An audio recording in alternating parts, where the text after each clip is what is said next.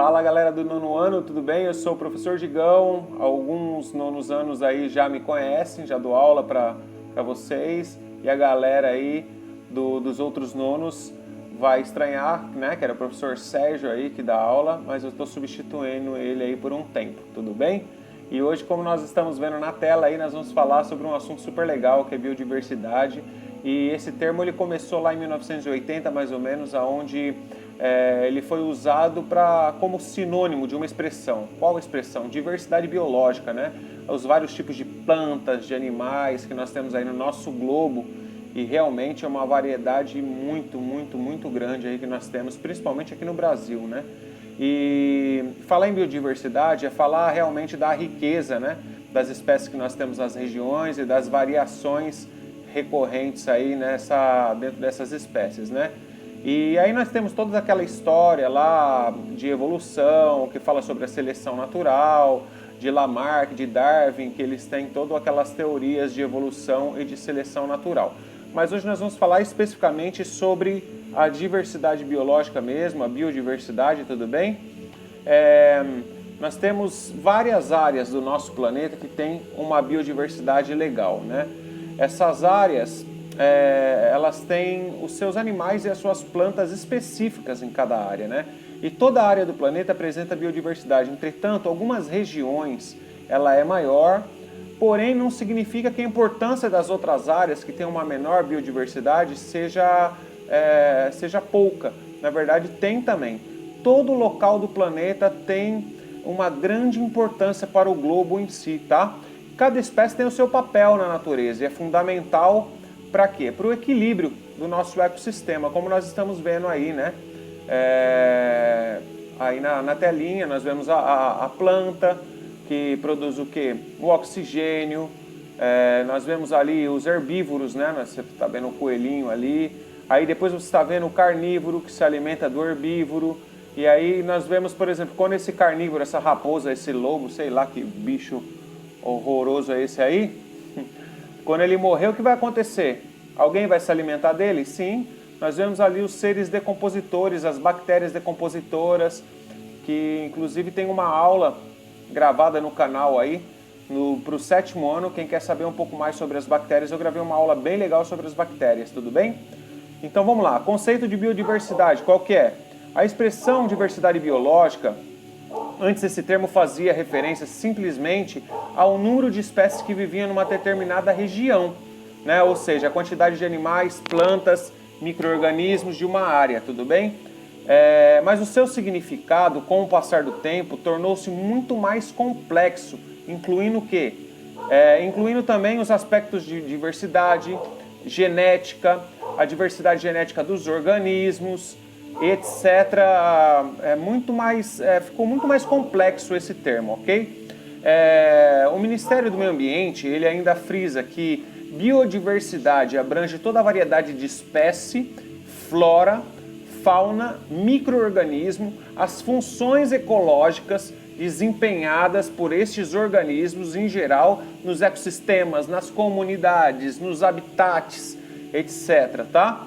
Então, tudo que é formado por esse grupo, por essa galera de animais e de plantas aí, é considerado biodiversidade, tá? Eu deixei um texto para vocês também e umas atividades que a gente fez lá com muito carinho para vocês, aonde vocês vão poder explorar muito mais minuciosamente esses termos, ok? Para que vocês possam aprender lá. Então, deixei um texto bem legal para vocês também, tudo bem? Vamos lá então, a riqueza da biodiversidade no nosso planeta. Aqui ó, nós temos aí um grande ciclo, uma cadeia alimentar, bem legal para vocês verem. Eu procurei pegar animais aqui da região, tá? Ó, os decompositores, o caranguejo, o robalo, nós temos a garça real, a tainha, né? Então nós vemos aí os fitoplânctons, são todos animais aí da região, tá bom? Para vocês darem uma olhada aí, ó. Um depende do outro, um se alimenta do outro. Um está ali totalmente dependendo da cadeia alimentar do outro animal, tá bom? Muitas espécies de seres vivos são encontradas em diferentes áreas do planeta. Outras espécies, no entanto, são encontradas apenas em uma região. Para você entender melhor, Por exemplo, se você for ver o macaco ele tem várias regiões do planeta, né? Agora nós temos um animal, por exemplo, a jararaquilhoa, é um animal recorrente de uma ilha da Queimada Grande, aqui da nossa região, aqui, né? É uma ilha ali que fica mais ou menos em frente ao Peruíbe ali. Então é uma ilha onde essa cobra só tem ali, por aquela região. Então existem espécies, a garça, você vê em várias praias, né, do Brasil, de outros lugares. Agora tem animais que só vivem em uma determinada região. Algumas áreas são ricas, né, em biodiversidade, tem muitos animais, muitas plantas. Outras já são um pouquinho mais escassas. Como eu falei, a importância delas é a mesma, tudo bem? De acordo com o Instituto, tem um instituto chamado Chico Mendes, que ele estuda bastante a biodiversidade. O Brasil ele detém a maior parte dessa biodiversidade de flora e fauna do planeta.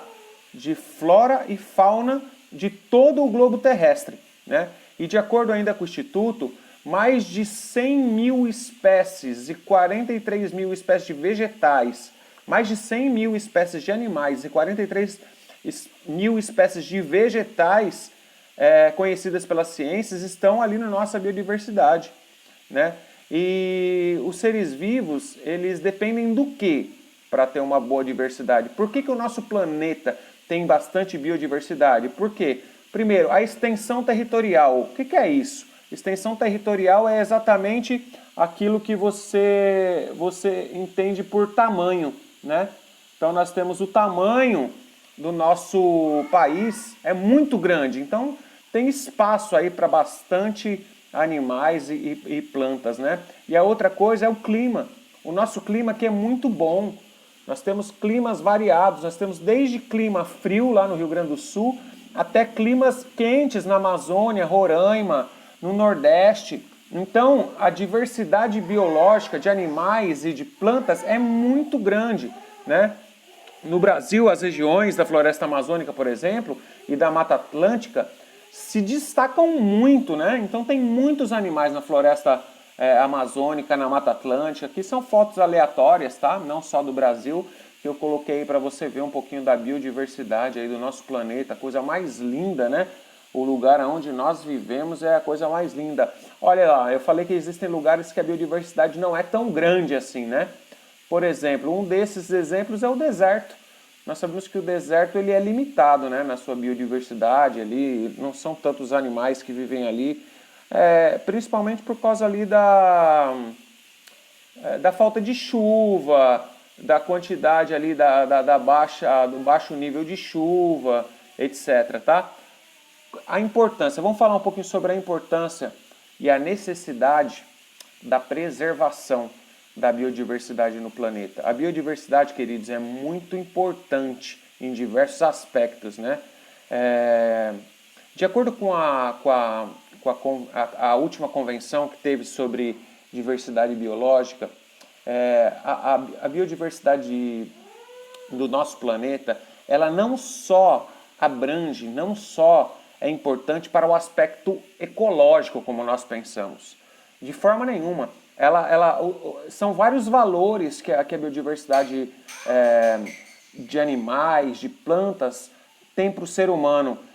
Valores ecológicos, valores genéticos, valores sociais, valores econômicos, científicos, educacionais para pesquisas, valores culturais, porque toda essa biodiversidade ela interage com a população, com a cultura. Nós vemos várias culturas diferentes nos locais. Na floresta amazônica tem umas culturas indígenas diferentes que nós não vemos aqui mais para baixo, em São Paulo. Aqui os índios são outros, né? São tribos diferentes. Valores recreativos, né? O ecoturismo hoje está muito em alta, né? O turismo ecológico, o turismo consciente e etc. Valores estéticos, por exemplo. Como assim? As plantas elas são muito usadas para a produção de cosméticos, de produtos, para estética. Então, se a biodiversidade é grande, bastante produto vai ser produzido, lógico, sempre de forma consciente e uma forma que tenha a preservação ecológica, tá bom? Vamos lá. Quanto às espécies eu quero falar que tem muitas espécies hoje em dia em extinção. Muitas espécies. Aí tem mais uma fotinho ali da cadeia alimentar, né? Olha lá. A plantinha, a borboleta, o sapo que se alimenta da borboleta, a cobra que se alimenta do sapo e os fungos ali que vão se alimentar depois da cobrinha, depois que ela morrer lá, né? Então, nós vemos ali a preservação é muito importante, porque, por exemplo, se acaba esse tipo de planta, aquela borboleta que se alimenta ali, por exemplo, pode vir a diminuir. Diminuindo a borboleta, vai aumentar a quantidade de, né? Diminuindo a borboleta, vai diminuir a quantidade de sapo também, porque o sapo não vai ter como se alimentar, né? Então, é toda uma sequência, né? Por exemplo, você mata todos os gaviões da cidade. Provavelmente, a quantidade de cobra na cidade vai aumentar. Por quê? Porque era o gavião ali que se alimentava da cobra e outros animais também, né? Tem outros pássaros aqui na Ilha Comprida que se alimentam de filhotes de cobra, etc. Então, acabando o predador, consequentemente, aquele outro animal ali, que era o alimento, vai aumentar. Porque ele não tem o predador dele para eliminar ele. Então, a preservação ela é muito, muito, muito importante, tá? Vamos lá, vamos passar aqui a telinha. Produção de cosmético, como eu falei, olha que legal. Então é muito importante, né, essa biodiversidade para a produção de cosmético, para a parte de alimentos, né? Nós sabemos que nós dependemos muito da biodiversidade para a produção de alimentos. Aqui na nossa região nós temos vários pratos típicos, né, com peixes, com legumes e verduras da região. Vamos falar um pouquinho da preservação, né? Apesar de saber da importância da preservação, o ser humano ele sempre continua fazendo as coisas ruins, né, para o meio ambiente. É incrível como o ser humano ainda é responsável pela destruição do nosso planeta, né? A poluição, desmatamento, exploração exagerada de algumas ações responsáveis, né? E essas ações, vamos chamar de ações irresponsáveis, ela realmente vai diminuir muito a nossa biodiversidade, né? O desmatamento aí. Uma foto horrorosa, né? Uma foto triste. Nós vemos aí as queimadas, apesar que algumas queimadas elas acontecem assim sem intervenção do homem, porque o calor vai pegando naquela folha e a folha acaba pegando fogo, né, sozinha, mas normalmente é o homem que coloca fogo aí. E nós temos um dia especial, né, que é o dia de 22 de maio, o Dia Internacional da Biodiversidade. Então, esse dia de 22 de maio é comemorado a biodiversidade. Espero que vocês tenham gostado dessa aula. Nós vamos entrar um pouquinho mais a fundo depois, né? E eu queria aqui falar para vocês olharem legal a lição lá, se empenharem. Não é porque nós estamos em quarentena que nós não temos que estudar. Nós temos que estudar sim, tá bom? Espero que vocês tenham aproveitado essa aula. Obrigado por participar, por assistir. Tamo junto. Fica com Deus aí, galera. Valeu!